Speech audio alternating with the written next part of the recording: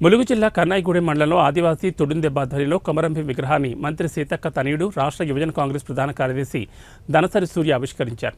ఈ సందర్భంగా ఆయనకు ఆదివాసీ నాయకులు పెద్ద సంఖ్యలో పాల్గొని ఘనస్వాగతం పలికారు. మండలం నడిబొడ్డున కొమరంభీం విగ్రహం ఆవిష్కరించడం సంతోషంగా ఉందన్నారు సూర్య. తల్లి సీతక్క బడుగు బలహీన వర్గాల కోసం అడవికి వెళ్లి పోరాటం చేసిన కుటుంబమని, ఎన్నో కష్టాలను అనుభవిస్తూ జీవించిన జీవన గమనాన్ని గుర్తు చేసుకుంటూ ఆదివాసీల హక్కులకై ముందుండి చేయూతనందిస్తామని అన్నారు. ఈ కార్యక్రమంలో జిల్లా కాంగ్రెస్ పార్టీ నాయకులు, అనుబంధ సంఘాల అధ్యక్షులు, minority cell, BC cell, SC cell, ST cell, Adivasi సంఘాల అధ్యక్షులు, నాయకులు పెద్ద సంఖ్యలో పాల్గొన్నారు.